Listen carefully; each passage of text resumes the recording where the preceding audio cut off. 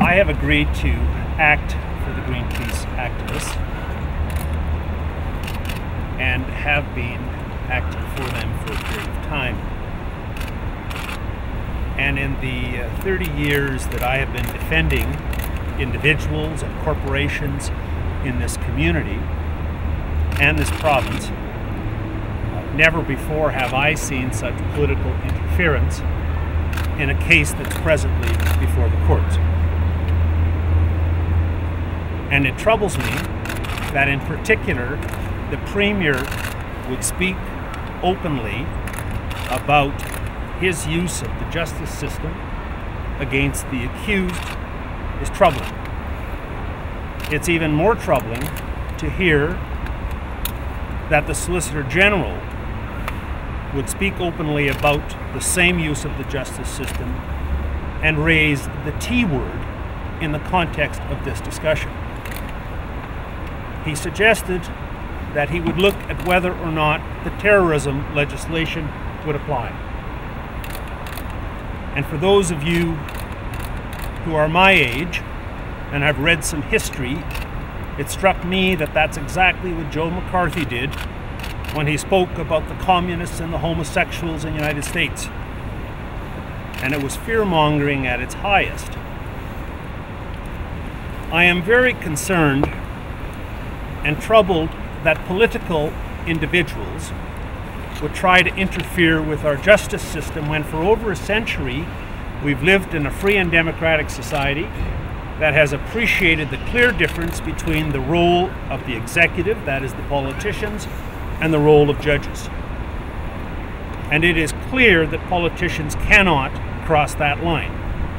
And there are many instances where politicians have crossed the line, and it has had dramatic effects on the prosecution of the case, causing in some instances a staying of the charges, and in other instances a finding by the court that a fair trial could not be held in the community because of the political commentary that was unnecessary.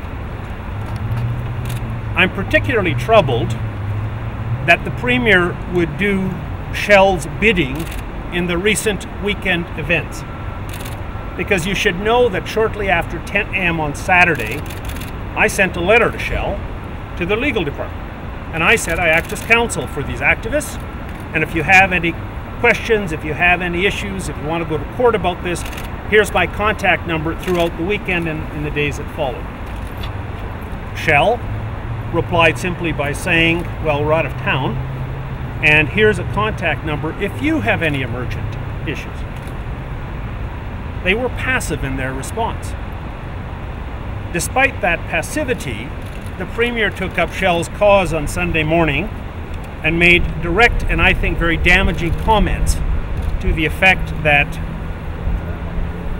he would ensure that the justice system deals a heavy blow to the people he called tourists.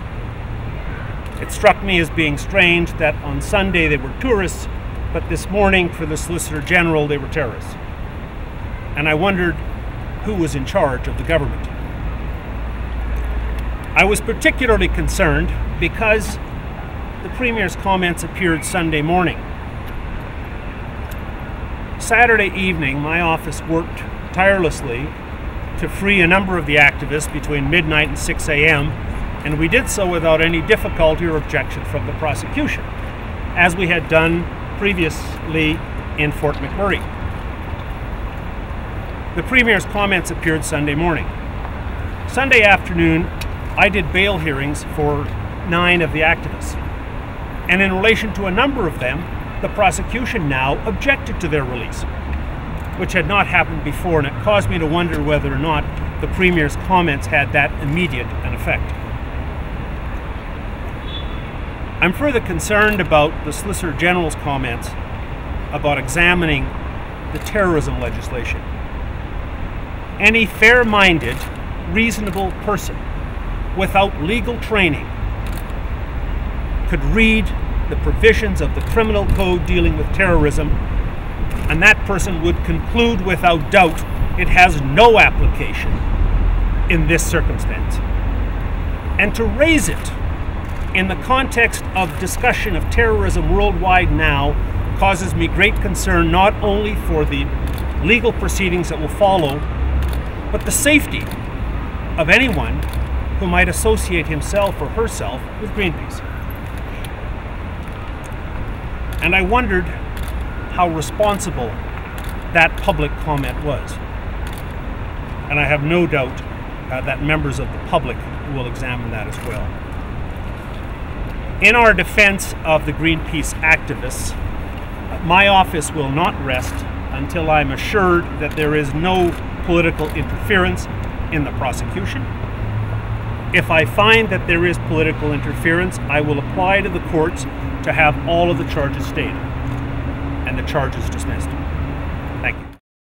Can you explain exactly how this was political interference? I mean, people might say that the Premier is just sticking up for Albertans. What's wrong with that? Well, I don't think it is. First of all, this isn't in the context of a knee-jerk reaction. We have a long history of precedents where the politicians cannot enter the fray in terms of the justice system. They have to allow the justice system run its course. Otherwise, how can any of us be assured we live in an independent society with an independent judiciary? His answer should have been to say he's going to leave it to the courts, because I find it strikingly interesting that so often our politicians refuse to comment on cases before the court, using that as the excuse. This was a clear one where you have to back off. Shell took a passive position. How is calling for the full extent of the law to be applied, which is how I read and understood the Premier's comments, political interference, so that he doesn't make the decision, neither does the Solicitor General on these cases? Well, others have interpreted those comments as being an assurance that the full weight of the law will be used. The Solicitor General yesterday said that he would look at other potential more serious charges. Boy, that's pretty serious to me. Do you have any evidence of communication between the Premier's office and the prosecutors at this point? At this point, I don't, except that we have public communication. You're referring to the newspaper? I sure am. I sure am. And then the choice to speak publicly about that. Why do you hold this news conference? You want the courts to decide this. Why bring it out here in the public? Because I think the public has to be involved in the debate about the independence of justice. This doesn't just involve the courts. I will argue this before the courts, but I want the public to be thinking about this and about what their elected politicians are doing. And I'm particularly concerned about the fear-mongering of the use of the terrorism legislation. Mr. Dunn's office says that he was referring not to the criminal code, the criminal terrorist provisions. He's talking about Alberta's counter-terrorism management plan. Does that give you does that make you feel better about what he said at all?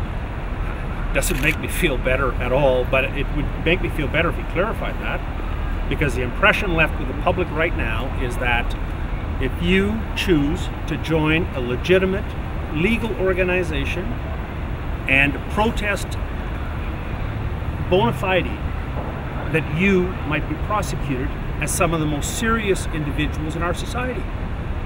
Why would you leave that impression with anybody in this milieu?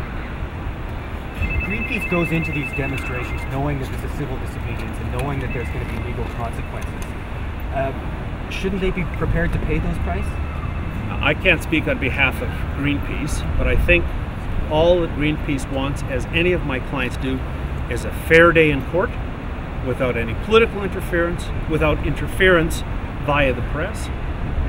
That's all we want. What, in your view, would constitute evidence of this alleged political interference so that you would make your motion? What would you have to see? Direct communication to a prosecutor's office or to the Attorney General. So are there any other further legal proceedings you're going to do now? Are you launching any kind of lawsuit nation, etc.? No, my role is to defend the activists, and in that I will do the necessary investigation. Thank you. Thank you.